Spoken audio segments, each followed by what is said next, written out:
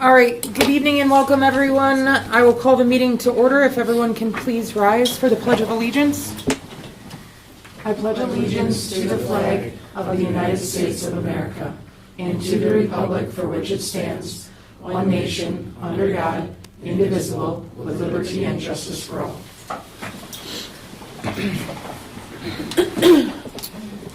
Okay, we will move to Administrator Report on the agenda posting and notification of the meeting to the media. The agenda was posted at the Three Lakes School and Sugar Camp School via email, the Town of Three Lakes, Town of Monaco, Town of Sugar Camp, and at the Demer Library. Media notified via email, Vilas County News, Northwoods River News, WRJO News, WXPR Radio. And media notified by mail, WACD, WATK Radio. Thank you. Next, amendments and approval of the agenda. Are there any amendments tonight? No. Okay. With none, is anyone willing to make a motion on the agenda? I'll make a motion to approve the agenda. I'll second. We have a motion by Stacy, second by Mitch. All those in favor of the motion signify by stating aye. Aye. Opposed? Motion carries. Next, routine approvals, starting with minutes of the January 28th, 2026 regular meeting. Are there any additions or corrections to the meeting minutes? No. If there are none, is anyone willing to make a motion on the minutes? A motion to approve the minutes as presented. Second. We have a motion by Brian, second by Stacy. All those in favor of the motion signify by stating aye. Aye. Opposed? Motion carries.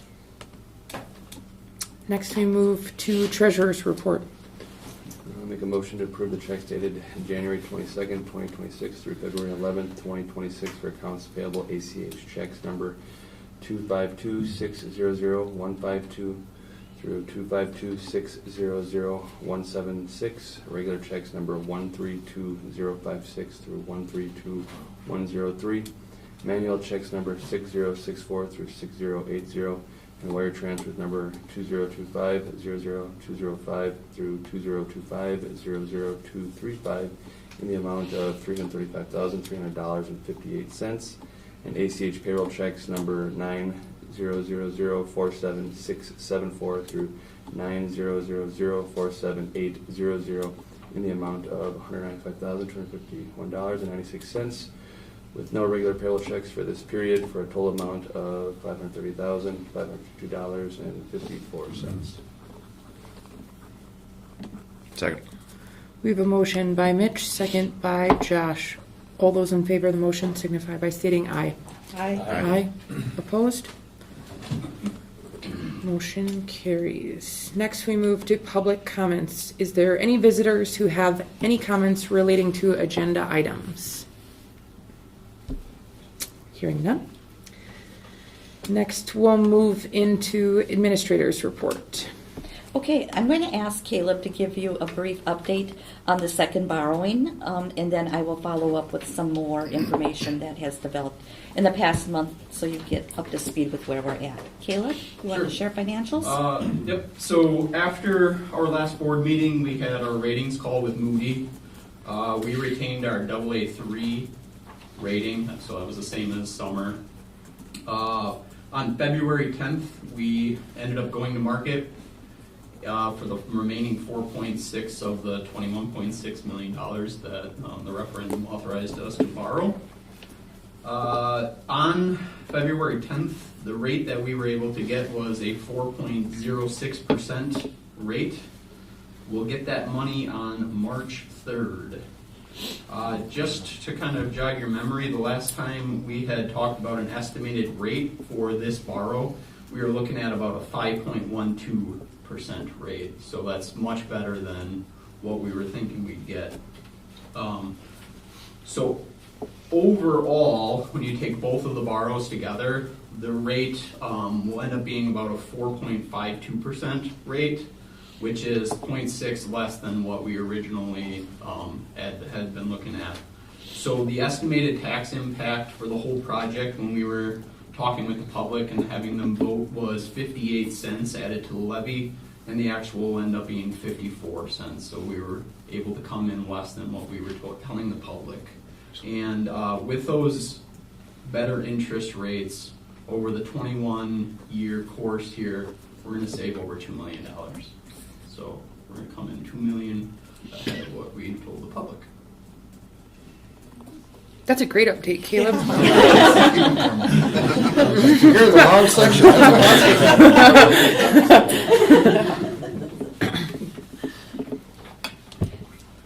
And then I'll follow up with that. Today we had what it was called their preliminary meeting where all of the contractors came together. There was actually 44 people involved in the call or the presentation somehow. We thought there'd be about 20 here, and we were packed like sardines, weren't we, besides a few Zoom calls. Thank you, Steve and Dave Kirby and a few other folks that spent, like 6 hours of time, 5 hours of time. Josh, I'm glad that's your world, not mine. But it was really good. So all the contractors together and talking about the scope of the plan and who's doing what when, and really laid it out nicely to help me get a good understanding where things are. To back up a little bit, since we met last month, there's been a lot of work done to get the plan for the Sugar Camp food service. And we have gotten approval from the Oneida County Health Department, DPI, and then we met it was Monday night, I guess it was. Sugar Camp Town Board approved it. So our plan A is that we will be cooking the meals for Sugar Camp and then bringing them over to the school instead of having to do the cooking here, transport, go back, transport. So that the health officer signed off on it, DPI signed off on it. So we're feeling really good about that. Tomorrow I think Caleb is taking a field trip over there to see the last remaining piece. The elderly have their meals program, and we all feel very confident that we can work, coexist those 2 days a week. However, we're just going to make sure that we have everything, our ducks in a row. There was only 2 dates that wouldn't work. The election day date and then May 29th that we would have to make other plans. So everybody has just been very super helpful, community spirited, and wanted to help with this project. So that was a really big positive. And if we have a little bump in the road, we will reconvene and figure it out because we do have the kitchen facilities here, but that's a lot more load that we would have there. And just overall, I wanted to share with you, I feel the communication has been outstanding between Nexus and their project manager, their superintendent, keeping me in the loop now the last couple of weeks, keeping what we need to know. They're sharing it to the public. It probably feels like not fast enough because they're putting their pieces in order, but I think we're in a great position, and I feel very confident with where we are right now. Wonderful.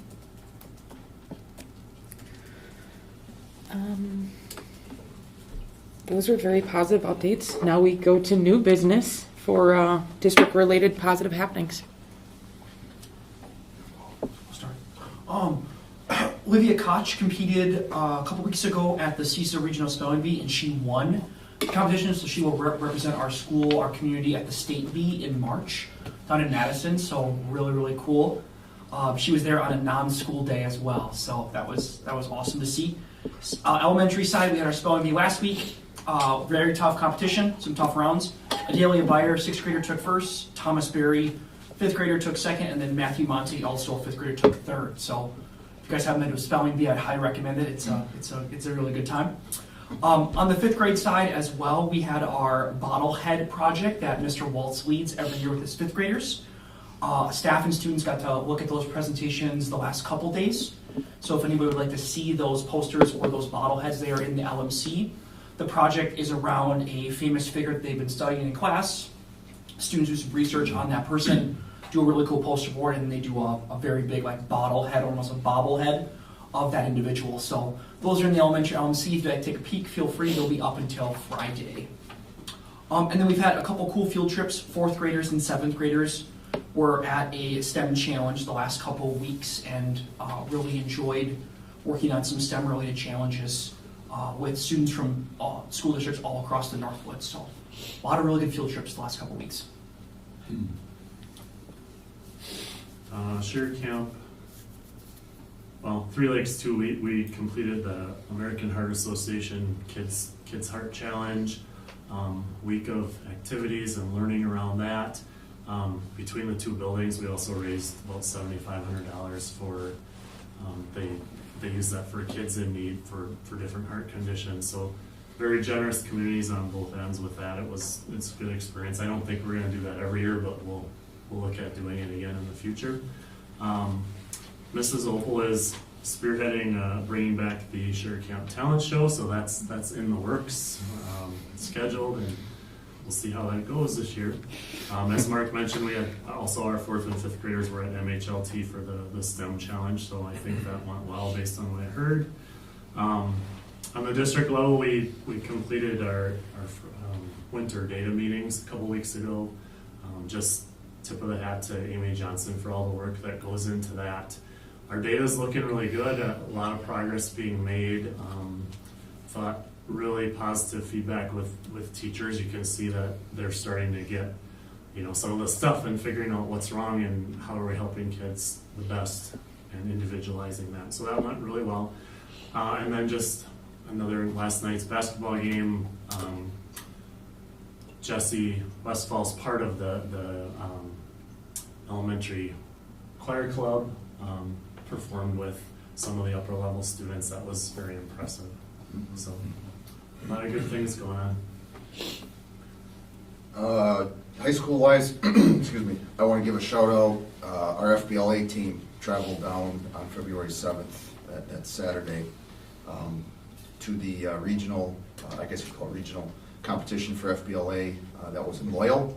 6 of our kids punched through by their performances there to the state conference, the state competition, which precursor next month you'll see Mr. Utzinger here asking for an overnight trip to accommodate that. But Julia Eager qualified in her marketing competition, Cami Bohm in business management, Ayla Connor in human resources management, Brooke Newman took a first place in business law, Peter Cruxon in data science and AI, and Luke Norship in entrepreneurship. So good stuff there. We've got 6 kids moving on in FBLA. Also, congrats to our forensics team. All 11 of them punched through to the district competition. That will be on March 21st. Good work, Coach Hermanson.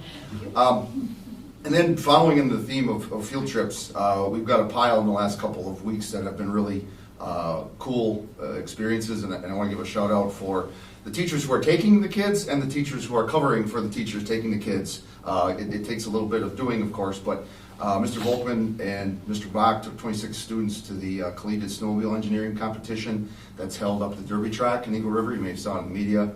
Super cool that our kids can experience that. Also, Mr. Bach took 4 kids for an all-day job shadow at AirPro, where they got to get their hands dirty and get to work on some projects there.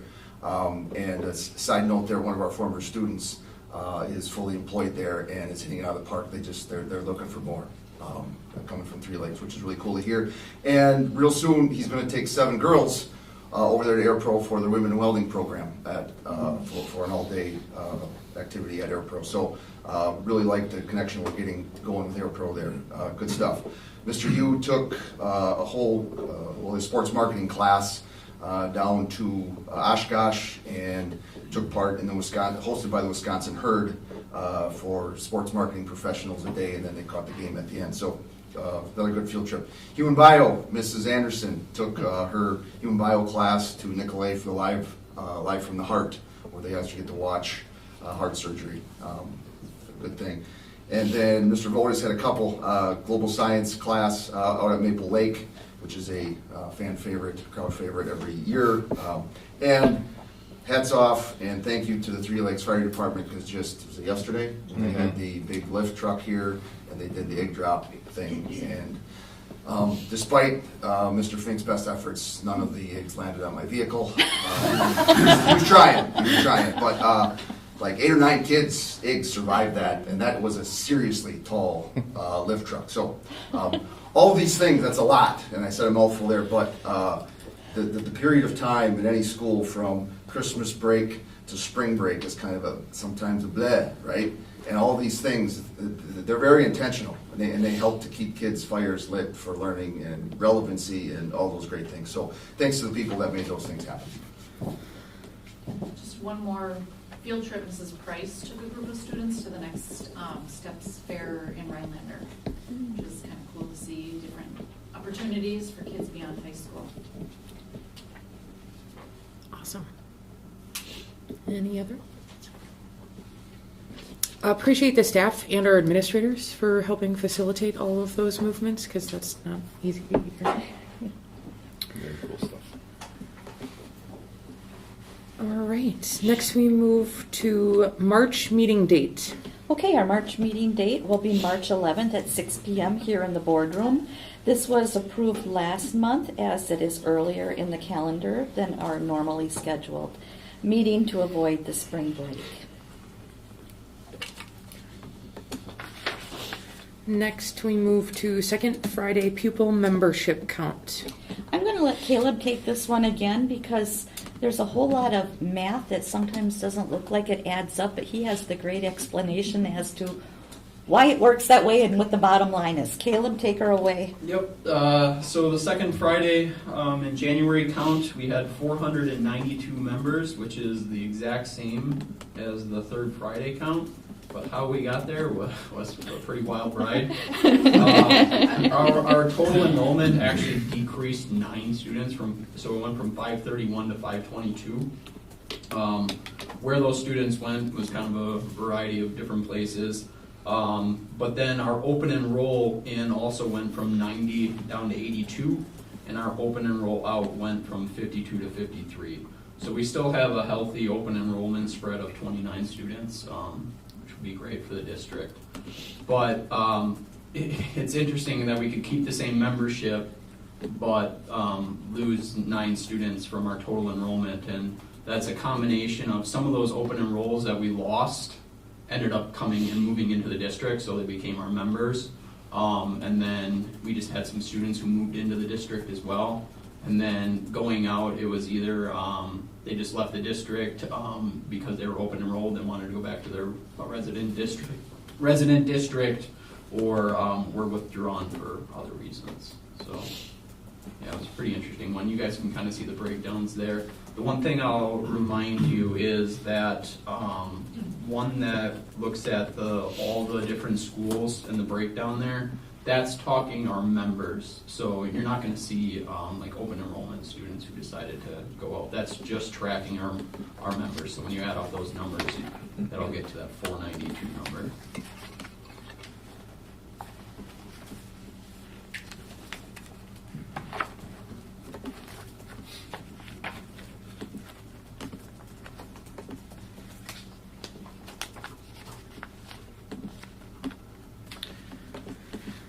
Any questions or clarification needed? Okay. This is not set for action either. Do you want an approval on the count? Do we need an approval? No, it's Okay. just an Perfect. informational. Yeah. Okay, next we move to consider approval of personnel report. We just wanted to make one correction. Last month we had listed Craig Mandley, and we had neglected to put in junior high track coach instead of the head track coach. So he is the junior high head track coach. Just to bring you guys up to speed on that. Anyone willing to make a motion? I'll make a motion to approve the personal report as presented. Second. We have a motion by Mitch, second by Josh. All those in favor of the motion signify by stating aye. Aye. Opposed? Motion carries. Next, we move to consider approval of new social studies elective course, Psychology of Flourishing. All I right. want to take this class too. Yeah, right.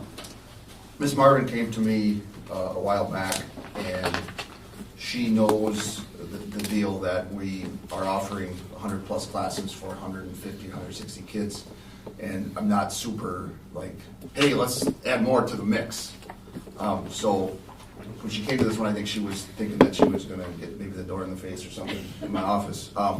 But when I started to look at and hear about it and then look at the standards, the way it fits into our psych offerings and the scope and sequence, and the big R relevancy, like when I see this class, I'm like, I would love to take this class. I think it's very relevant. It's something that we very much need in society in general, right? But it's something that I think we should give a look to as an option for an elective in our social studies department. And I'll quit babbling about it because we have someone who knows a lot more about it than I. And like I said, please, if we get this approved, I'd like to maybe sit in and audit this class. Go ahead, smart one. Thanks, Justin. Yeah, so I'm really interested in creating a course. So I called it the Psychology of Flourishing. Essentially, it would be a semester long. Students 10 through 12 would be eligible for it. And I guess the focus would really be on like human thriving. I'm nervous for our kids. Like the state of well-being of our kids scares me, not just Three Lakes, but society. I mean, we're less connected despite having connectivity devices in our pockets. I feel like a lot of times I see not necessarily that I believe like all kids are depressed and anxious, but sometimes I feel like I see a lack of joy, like genuine joy of our teenagers, and that worries me. There's a ton of science that's come out in the last 10 to 15 years. I know you guys know all these things and read a lot about it. But essentially, I think we need something to get kids kind of like learning and having conversations about like what it means to be a thriving human. Like what actually contributes to levels of joy. Like what is the screen time, what is it actually doing to our brain and how it's changing our neurobiology. I'm really interested in the topic of positive psychology, which is essentially like the study of happiness and well-being. And I think it'd be really empowering for kids to know about it. Sometimes, in my regular psychology classes, we'll have conversations about screen time and what it's doing to their brains. And I feel like after the conversations, they're more interested. Like I feel like it does empower them a little bit to wow, that's interesting that that's changing my brain this way, or that this is happening. A lot of students are like, yeah, I totally get this. And I guess this course would be, 10 steps forward more than that. And talking about, fostering positive emotion and the role that neuroplasticity plays in a lot of creating of positive habits. How can we build emotional resiliency and grit in people? There's some pretty cool researchers, like I don't know if you guys have heard of John Haidt. He's the author of Anxious Generation. He has some really interesting work out. Martin Seligman, who's a positive psychologist, or Laurie Santos. These are starting to become classes in colleges and even some high schools, like the psychology of happiness or the psychology of well-being. So there's starting to become a lot more resources out there for high school level, which I think is cool. But I just think it would be really empowering for students to learn about the science, dive into it, have the conversations, and then try to do things in the classroom where we practice it.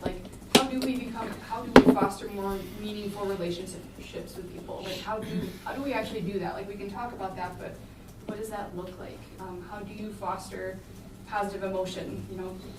It's very much like dribbling a basketball. The more you force yourself to practice it, the better you get. And I think it's really cool when you talk about the actual science behind it and the brain and how it works. And I think kids are interested in that. I think they buy into that. And then I think if I gave them opportunities to practice it, let's go to the school forest for a day and go for some walks and just chill in nature. Or there's a ton of science about giving back and how that giving back to others can make improve our sense of self and make us feel good. Let's go out into the community and do some volunteer work, or let's have some type of cool project where we're giving back to our own community and bringing people together. I just think there are so many opportunities, and I could word vomit about this topic for so long. I'm super passionate about it, but there's so many topics. I know that you guys have, I think, access to the outline that I probably put too much on. But there's just so many really interesting topics that I think would help students, I don't know, just become like more empowered in life. And it's not necessarily a specific career focus, but I think going through this, maybe they'd be, more confident going into whatever career they are going into, or having better connections, or feeling more connected to their community. I think there's a lot of ways to really benefit students. I just think it would be really, really interesting. Really good. So I would love to answer any questions you guys have about it. No questions. You put together a thorough Yeah. brief that's in here. We've been talking about this for a significant chunk of time with what is a Blue Jay, right? Like getting back our fighting spirit with the kids, doing the school song, all of these things, right? We have an expectation that our kids are right next level as a comparison, right? That's what we want. So appreciate you putting the time and effort into it, because we all see the issues. We have to attack it. Also gives an opportunity for our kids to go through a course like this and then start downhill with the smaller children, because all of this research is coming at a super young age. So it offers another opportunity for our students who've gone through the course to go to the elementary level and start practicing. So thank you for putting it together. Love the term grit. That's a great word for what a lot of society needs nowadays. Yes. Just grabbing onto that and running with it. A lot of these classes that we've added, they seem so basic. They seem so everyday, but that is so much of what people are missing, is just remembering what everyday is built around. So, yeah, great idea, great presentation. You had me at grit as well. Yeah, if you can get them off the screens and teach them some grit, losing is okay, figure out how to win next time, that'd be great. Yeah, increasing that frustration tolerance and like not giving up when they get frustrated. It's crazy. Any other questions for Ms. Marvin? Yeah, feel free to reach out if you ever do have any. Okay. Anyone willing to make a motion? I'll make a motion to approve the new social studies elective course, Psychology of Flourishing. Second. We have a motion by Stacy, second by Mitch. All those in favor of the motion signify by stating aye. Aye. Opposed? None heard. Thank you, Ms. Marvin. Mr. Zeus? Next, we move to consider approval of Nicolay College Automotive Partnership Program. Sure, I'll get the ball rolling with this one again. With this, think welding, or think what we do with Nicolay, the relationship we have with them for our welding students, switching gears, pardon the pun, into the automotive world. This You had that plan. Yeah, no, not think that far ahead. This started a while back, and fairly recently, I sat in on a Zoom call with Mr. Volkman, with 2 or maybe 3 autos teachers from Nicolay, and then a ton of the leadership that work with schools and programs that percolate with high schools from the college. And I was very impressed with the answers that they had for our questions, and the ability that they have to figure out what our kids need and what we could do with a very, very limited amount of space, and or we don't have an autos bay here in-house. However, with the success of the welding program, I'm very excited for the opportunity to try this out with autos, because we can do the same. It's worked out pretty well to do the Friday field trips every few weeks, to go over to their campus and do the things we can't do here. They have support for us. I think Brad will tell you he's not an auto mechanic, right? But they have the people that they can, just like they do with Johnny Edwardson in welding, to help us with the competencies, and allow for our kids to go down the path of graduating from high school with some autos experience and some levels of certification. It is a great thing. Cost-wise, it will likely be similar to what we have with the welding program, and it can end up being almost a net wash cost-wise, because each and every student that would take any of these courses would be eligible for the CTE incentive grant, which, just like we have for the EMT kids, the kids get a portion of that and the school gets a portion of that. Also, Carl Perkins grant dollars are eligible to be utilized for funding programs like this. So I think it's a good thing. We started to offer building trades a few years back, and three school years into it, we've got one kid that's taking us up on the offer. I'm feeling like this is an interesting pivot to try and see maybe somebody's interested in the autos. It sure has worked well with the welding. So I'm inclined to give it a shot if you all are up for it. Mr. Wolkman, anything you'd like to add? Go ahead. You have some information too that we put together with Nicolay. Sure. There's really not a whole lot more to say other than the fact that I've had a lot of kids come and express interest. I've had community members come and express interest. And I could sit back and say, no, sorry, we don't have the facilities, we can't do that, or we can be a little innovative, maybe a little bit full of pain, and figure out a way to make it work for the kids. And so as far as the welding class goes, he's right, it's been absolutely successful. Last year we sent 3 kids to Trident for a welding competition. Lakeland's there, Lakeland's there, Rhinelander's there, Elko's there, a whole bunch of area schools, and we win, and one of our kids gets a $1,000 scholarship. I would like to say, and it's not because of me, but I would like to say that we probably have the premier welding program in the Northwoods at our school. And I'd like to see the same thing happen for our kids to have that opportunity. I want it for my kids, right? Like, we're in a small community, it's safe here, we love it here, but sometimes with a small community, you don't get the opportunities that you do in a big community. And this is one way that we can bridge that gap and make sure that we're giving every opportunity to every kid that we have that they could get somewhere else that's not as nice to be. So that's kind of the impetus of this whole push. Any questions? Okay. Is anyone ready for this motion? I'll make a motion to approve a Nicolay College Automotive Program Partnership. I'll second. We have a motion by Brian, second by Mitch. All those in favor of the motion signify by stating aye. Aye. Opposed? None heard. Thank you, Mr. Volkman. Mr. Zeus?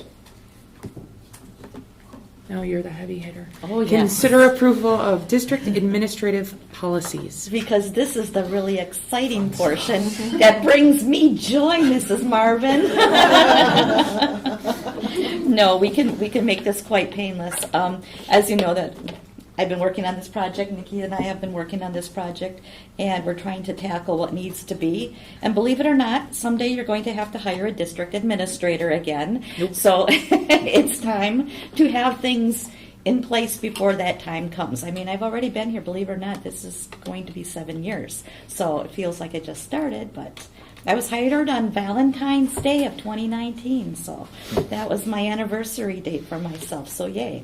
So looking this over, I know you've had a chance to read it over. This is very similar to what's been done in practice, though you haven't had a lot of experience because there's only been 2 hires in the last 37 years, as I said. But you need to have these things in place and then tied to your legal advice as well. Very important to make sure that there's procedure in place before an opening would come up, and yet give you quite a bit of latitude should you want to be the controlling entity, which I think local school boards should be. And this policy here absolutely gives you that right and that discretion as to how you want to plot the course if you're hiring when you're going to hire a new administrator. With that, is there any specific questions that you have from this policy?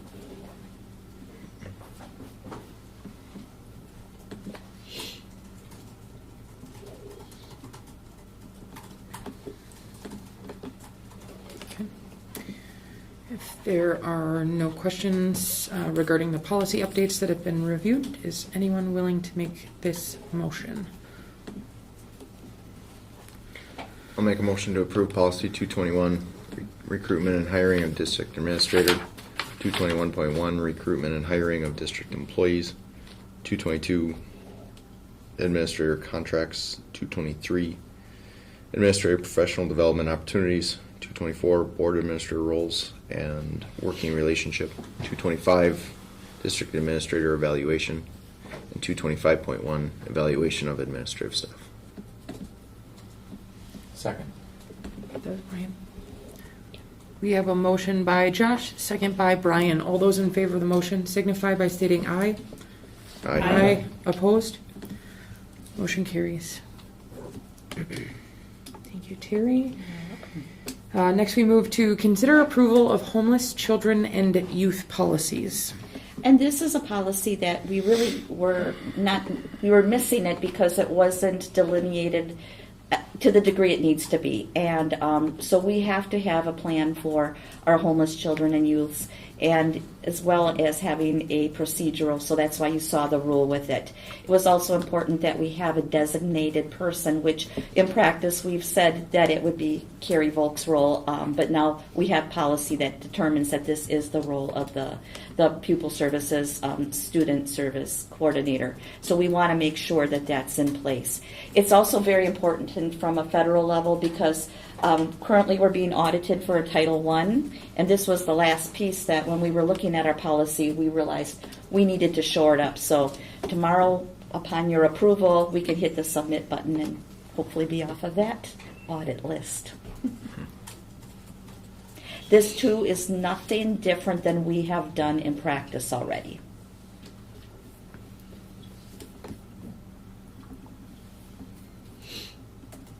Any questions, concerns, clarification on these policies? Hearing none, do we have a motion? I'll make a motion to approve policy 411.2, education of homeless children and youths, and 411.2, rule procedures for enrollment and placement of homeless children and youths. Second. We have a motion by Mitch, second by Stacy. All those in favor of the motion signify by stating aye. Aye. Opposed? Unheard? Motion carries. Thank you. Next, we move to WASB correspondence and updates. The main correspondence that I have is just if you get a chance to do that survey.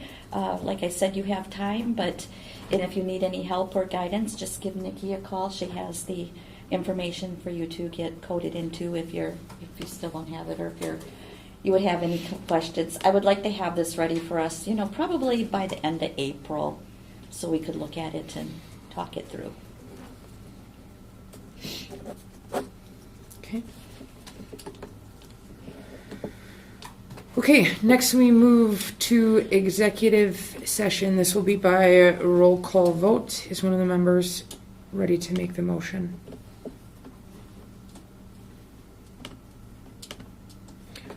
I'll make the motion to adjourn to executive session pursuant to Wisconsin Statute 19.851C to consider employment, promotion, compensation, or performance evaluation data of any public employee over which governmental body has jurisdiction or exercises responsibility, specifically to consider staffing levels, individual staff contracts, hiring of staff, and or resignation, retirement of staff, to consider employment, compensation, and performance evaluation of the district administrator. Additionally, the session will include approval of minutes from August 20th, 2025 executive session. Do we have a second? Second.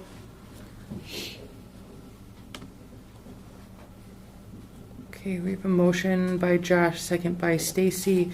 Roll call vote. Brian? Yes. Mitch? Yes. Stacy? Yes. Josh? Yes. Alicia? Yes.